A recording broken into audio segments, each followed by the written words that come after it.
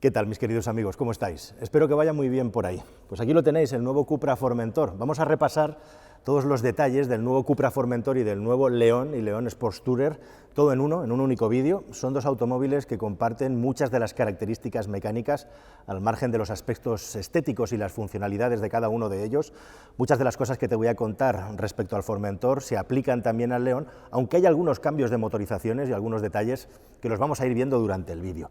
Pero bueno, yo creo que para empezar lo más importante es que sepas que esta es una renovación de mitad de vida, es decir, que estamos hablando del mismo coche al que se le han aplicado una serie de cambios estéticos, de equipamiento, e igualmente también importantes, muy importantes yo creo, en el sistema de propulsión, que es quizá lo más interesante para mí y demuestra las ambiciones que tiene el grupo SEAT con Cupra, con la marca Cupra, y cómo han echado el resto en el Formentor, que es la gran estrella de la marca. Bueno, para que sepas un poquito exactamente por qué es tan importante, este coche el año pasado se vendió a razón de más de 120.000 unidades, el Formentor ha sido un exitazo, como bien sabes, y es un poco el impulsor de las ventas de la marca Cupra, y a día de hoy dentro del grupo SEAT, incluso si contamos los coches de bajo coste que vende SEAT como el Arona, el Cupra Formentor se ha vendido más, algo así como 120.000 unidades, 120 y pico mil, por unas pocas ha ganado el Arona en cuanto a ventas en el año 2023. Bueno, ya puedes ver que en la renovación lo que llama más la atención es el nuevo diseño del morro, realmente aquí es donde está el cambio importante, aparte de en el sistema lumínico de la trasera, asume esa nueva línea de diseño del Tavascan con ese morro que en Cupra llaman de nariz de tiburón y que lo hace tan característico. Bueno, pues es una renovación del frontal para que se vea que el coche ha cambiado y que asume, como digo, el lenguaje de diseño de próximos modelos de Cupra en los próximos 2 años. Es, como digo, un automóvil en cuanto a dimensiones y proporciones idéntico, igualmente también en la capacidad del maletero, pero lo que cambia sobre todo son los sistemas de propulsión del coche, y aquí merece la pena echar un poquito del rato para contarte quizá lo que es lo más importante y lo más interesante del Cupra Formentor. Ya sabemos que es un automóvil, bueno, pues que ha tenido muchísimo éxito entre el público por esta faceta a medio camino entre un compacto y un vehículo ligeramente elevado, un crossover, al final un automóvil con una posición de conducción que es equivalente a la de un turismo y con unas características de conducción que son propias de un automóvil más bien deportivo que de un coche de corte familiar, aunque también tiene esa faceta, ¿no? En definitiva, un vehículo aspiracional, digamos, para gente joven o para gente que tiene ganas de tener un automóvil deportivo sin renunciar a la practicidad. Y como digo, se ha echado el resto porque precisamente estos días que se están presentando en las marcas premium del grupo Volkswagen nuevos modelos y motorizaciones, este coche asume prácticamente todo, si eliminamos de la faceta la electrificación, es decir, el vehículo sin tubo de escape, algo que no ha llegado en la generación actual del Formentor, en esta renovación. Veremos qué es lo que ocurre en posteriores generaciones cuando el coche evolucione todavía más, pero no por ello es menos interesante. Ahora, un cambio muy importante es que el acceso sigue siendo el motor 1.5 TSI de 150 caballos, con caja de cambios manual, y a partir de ahí todo lo que viene para arriba lleva caja de cambios automática. Y el primer cambio importante es que por fin le ha llegado algo que este coche le va a hacer mucho bien, y que va a ser el más vendido con diferencia seguro del Cupra Formentor, que es la versión Mild Hybrid, es decir, híbrida ligera. Por fin llega al Cupra Formentor, igualmente con 150 caballos, ese ETSI de 150 caballos ahora tiene el sistema de 48 voltios y por lo tanto una reducción del consumo, según te estoy contando esto, no tengo todavía la cifra oficial. Esa versión ETSI de 48 voltios, como digo, le permite tener la etiqueta Eco por tener la electrificación ligera, y además tiene algunos cambios en el sistema que permiten arrancar a 48 voltios, lo que hace que el vehículo sea todavía más suave y tenga un sistema de propulsión, digamos, más afinado, refinado. Ese sistema ETSI se diferencia del de 150 caballos convencional, como digo, en que aquí ya solamente tenemos la caja de cambios DSG de 7 velocidades, que es lo que tiene este coche en el resto de versiones. La gama es súper amplia y por eso también, como digo, la importancia de este coche en la gama de Cupra para seguir acumulando ventas. Tenemos también 150 caballos en versión diésel.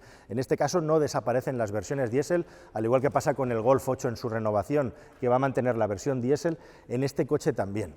Y quizá lo más potente e interesante está por arriba. ¿Qué es lo que ocurre por encima de esas motorizaciones? Bueno, pues tenemos versiones muy potentes de tracción delantera, versiones muy potentes de tracción total, con todo el arsenal dinámico último del grupo Volkswagen, heredado directamente de lo que tiene Audi, y tenemos las versiones híbridas enchufables igualmente de la familia del grupo, que a mí personalmente me parecen quizá los modelos más interesantes que va a tener este coche, salvo para aquellos que quieran tener un vehículo auténticamente deportivo, que también lo va a tener después de haber desaparecido la versión de 5 cilindros turbo, el VZ5, que posicionó al Cupra Formentor a un nivel muy alto como producto. Esa versión siempre se sostuvo desde Cupra que era limitada y efectivamente ha desaparecido, ya no está, pero se ha quedado en su lugar un 2.0 TSI de 333 caballos de potencia, tracción integral y torque splitter, que si estás un poco puesto y eres un poco fanático de los coches sabrás que son las prestaciones, exactamente las características técnicas que acaba de presentar el nuevo Audi S3, o sea que no se han dejado ni un solo detalle técnico a nivel de deportividad respecto a su hermano de gama superior y de marca más premium, que es Audi. La versión híbrida enchufable ahora se duplica, se divide en dos, y tenemos por un lado una versión de 204 caballos de potencia, siempre hablando de potencia combinada, motor térmico, combustión interna, motor eléctrico y batería, y por otro lado tenemos una versión de 272 caballos. Lo verdaderamente interesante aquí es que esas dos versiones tienen una nueva tecnología de batería con mucha más densidad energética, de tal manera que la capacidad de la batería ha saltado desde una capacidad que estaba pues alrededor de los 12 kilovatios hora netos aproximadamente a nada menos que 19,7 kilovatios hora de capacidad netos. ¿Y eso qué implica? Pues implica dos cosas. Implica que, aunque todavía no está homologado, el consumo eléctrico de este coche va a permitir hacer 100 kilómetros o más en modo eléctrico. En España, según la normativa, todo coche que tiene más de 90 kilómetros de autonomía eléctrica tiene derecho a tener las mismas ayudas que un vehículo de propulsión eléctrica pura sin tubo de escape.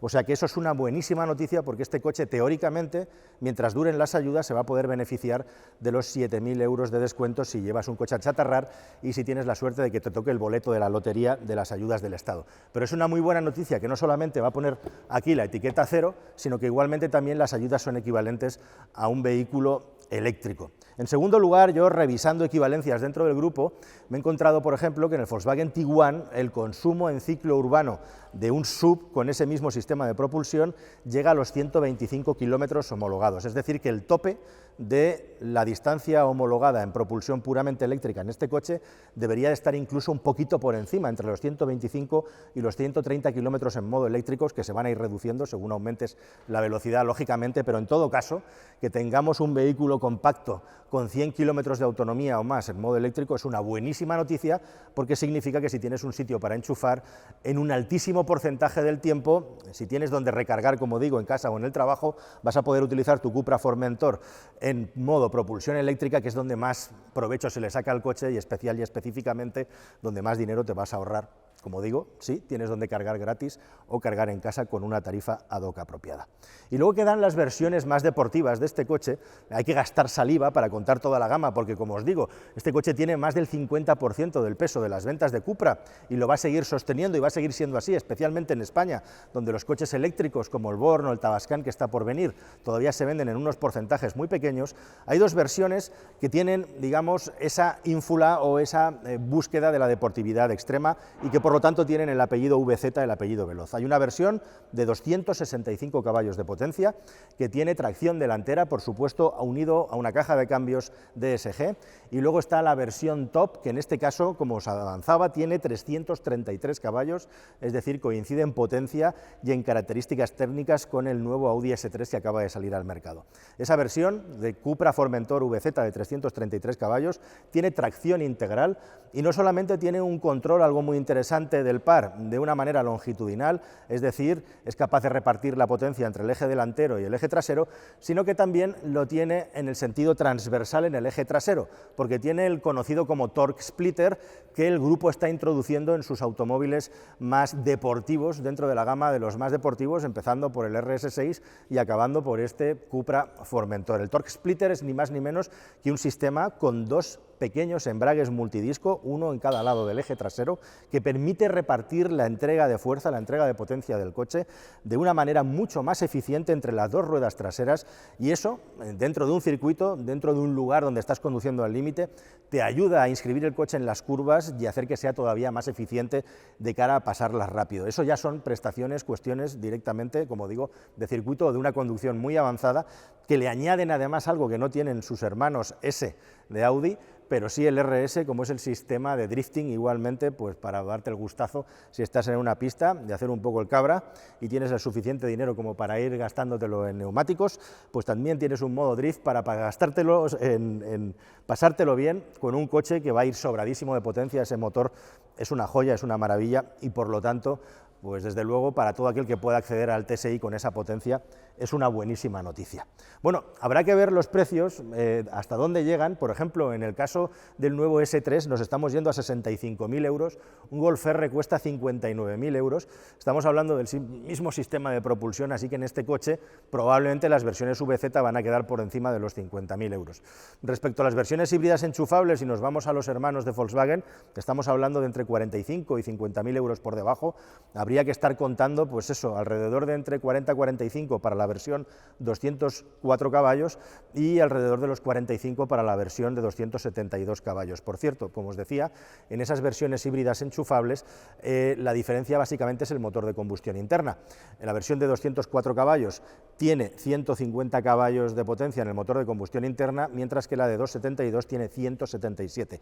Como os hemos explicado muchas veces, de la combinación del motor térmico y de la combinación del motor eléctrico nunca sale la suma completa, sino que es un factor entre esos dos sistemas de propulsión que son los que nos dan la potencia final. Y esa potencia final afecta, por supuesto, al tamaño del maletero. Este asunto del maletero me da pie a contarte algunos detallitos interesantes del coche, como el nuevo diseño de las llantas, que ahora además permite tener como opción un sistema de frenos Akebono de alto rendimiento, que lógicamente buscarán o acabarán pagando aquellas personas que busquen que el coche tenga la respuesta deportiva más intensa y más prolongada en el tiempo. Es una idea prácticamente de meter el coche en circuito o hacer una conducción por puertos de montaña intensiva, e igualmente también en las versiones más altas llantas forjadas para reducir el peso hasta 6 kilogramos con el conjunto, con llantas de 18 y 19 pulgadas de tamaño. Unas pinturas, como ves, en muchos casos con acabado mate, hay hasta 8 niveles de colores distintos. Bueno, en este coche, no así en el Cupra León, ahora lo vas a ver, el tirador del maletero se mantiene en el mismo sitio. En el Cupra León no han podido mantenerlo, en este caso, en esta versión, con la apertura automatizada. ¿Y qué tamaño de maleteros tenemos? Bueno, pues como os decía, son 450 litros en la versión de 2 ruedas motrices, 420 litros en las versiones de 4 ruedas motrices y 345 litros en las versiones con hibridación enchufable. En este caso estamos hablando y estamos viendo una versión híbrida enchufable con sus detalles y sus características de equipamiento, y por lo tanto tenemos un maletero de 345 litros aquí. Por cierto, muy importante respecto a las versiones híbridas enchufables, es una cosa que me encanta, no solamente Cupra ha aumentado la potencia de carga en corriente alterna, ahora estamos en 11 kilovatios, sino que además le ha añadido la posibilidad de poder cargar en corriente continua hasta 50 kilovatios de potencia, lo cual es, si me permitís la expresión, cojonudo, porque de esa manera nos vamos a poder permitir el lujo de que cuando hacemos una parada en viaje, si tenemos un cargador, vamos a poder cargar batería igualmente a una velocidad suficiente como para poder salir con la batería cargada mientras hacemos nuestras cosillas cuando estamos detenidos. Lógicamente, la velocidad de carga en una batería de este tipo de unos 20 kilovatios, pues estará desde 0 hasta el 100% en aproximadamente unos 40 minutos en corriente continua. No va a estar cargando todo el tiempo a 50 kilovatios, pero es un avance muy grande, un avance muy importante de cara a que este coche no solamente se cargue cuando tengas la posibilidad en el garaje de tu casa. ¿Estás pensando en comprar un automóvil nuevo? Pues entra en carwow.es y ahorra más de 4.000 euros de media. Entras, configuras uno o varios modelos y ya está, vas a empezar a recibir ofertas gratis y de concesionarios directamente en el dispositivo que elijas. Pero ojo, tranquilo, no te va a molestar nadie, solamente contactarán contigo cuando tú tomes la decisión. ¿Tienes dudas entre varios modelos? Es normal, entras en carwow.es y miras las reviews, probamos todos los coches y cómo se actualizan, y te lo contamos de la manera más detallada y honesta posible. Infórmate, elige y ahorra con carwow.es. Es tan cómodo como ponerse el cinturón en este coche. Y ahora a seguir disfrutando del vídeo. Venga, ¡vámonos! Hola, ¿qué tal? Bueno, pues para empezar, en esta versión que nos han dejado, los asientos top, unos buckets espectaculares, gruesos, con un material grueso y unas orejas bastante recias que te van a sujetar muy bien cuando estés en curva conduciendo. Dice Cupra que en un 72% están conformados de materiales reciclados. Por supuesto, olvídate ya del cuero, estamos hablando siempre de materiales sintéticos en este tipo de asientos. Y bueno, hay varios cambios en el interior. Por cierto, aparte del detalle de los asientos buckets que te cambian algunas cosas en los volantes, hay algunos elementos ornamentales que pueden bailar en función de la selección que hagas. Aquí en este caso, en esta versión del Formentor, se mantienen estos acabados en cobre en algunos elementos.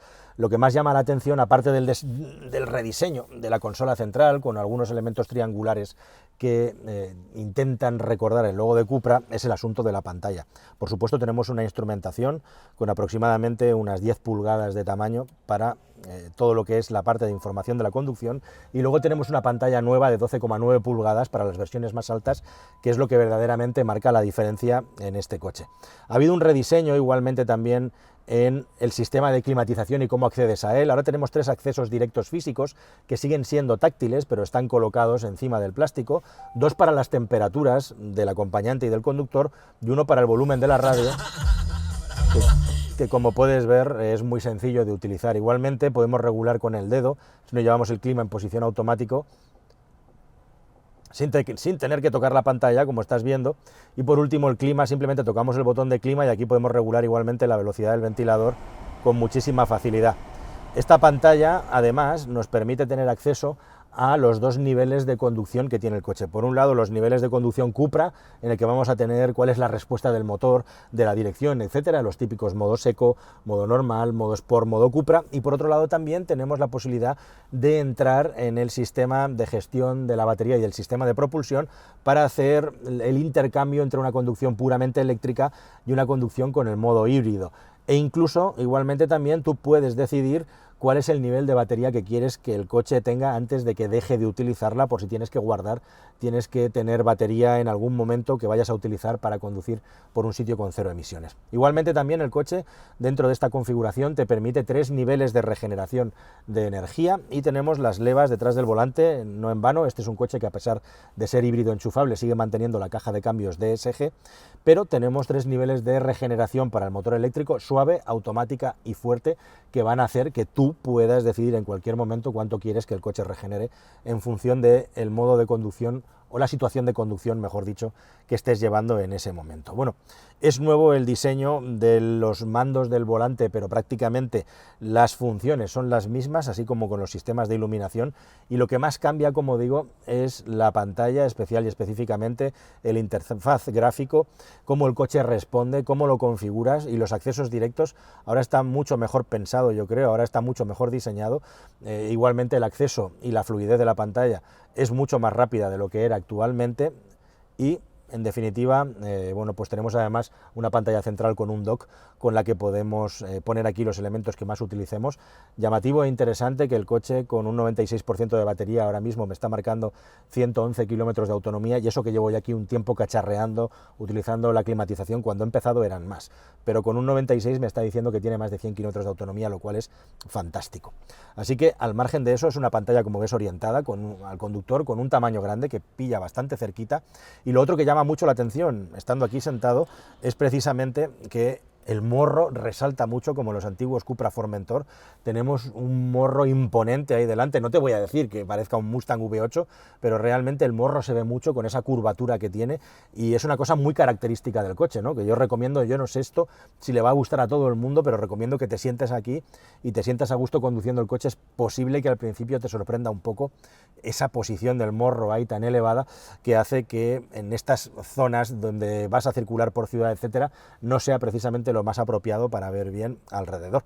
Pero bueno, forma parte de la idiosincrasia del coche y de las características del coche. Por lo demás, los mandos del sistema DSG para controlar, un alojamiento perfecto aquí para la llave, para dejarla colocadita, y también un cargador inductivo para el teléfono móvil, con también 2 tomas USB-C para cargar con cable, y si no, el inductivo, que llega a los 15 vatios de potencia. Se ha mejorado esto para que el móvil pueda cargar con más potencia, pueda cargar con más velocidad. Y dicho todo esto y visto todo esto, si os parece, nos vamos a los asientos traseros y echamos un vistacillo. Vamos a verlo.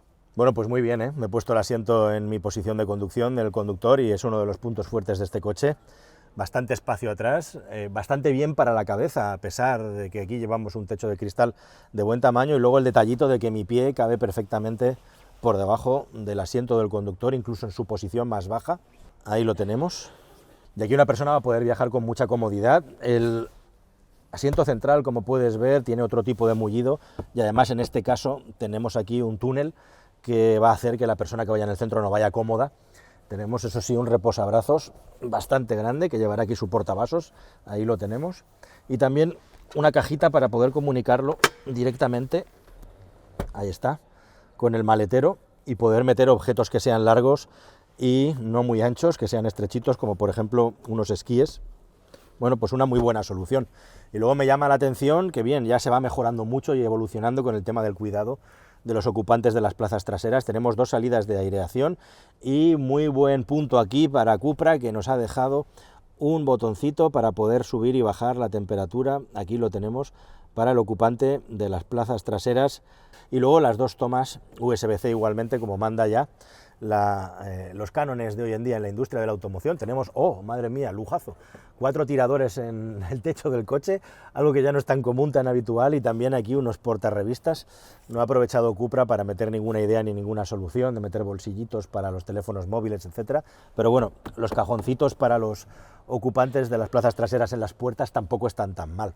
Así que me quedo sobre todo con el espacio para las piernas, me ha gustado muy bien, y un buen sitio para habitar y para hacer viajes este Cupra Formentor, incluso en las versiones que tienen más cachivaches. Aquí estamos hablando de un despliegue de tecnología tremendo, con el sistema híbrido enchufable y una batería de gran tamaño. Cupra ha aprovechado el lanzamiento del Formentor para también presentar el nuevo León, 2 en 1, un coche que adquiere la mayoría de las características que tiene precisamente el Formentor. La versión más potente, la que tiene 333 caballos, la que tiene el modo especial de circuito, un modo drift, e incluso también la que tiene Torque Splitter, todas las tecnologías más avanzadas del grupo, se han reservado para la versión familiar con 4 ruedas motrices y se han quitado de la versión compacta, que se conforma en este caso con un sistema de bloqueo del diferencial, pero con tracción delantera y 300 caballos.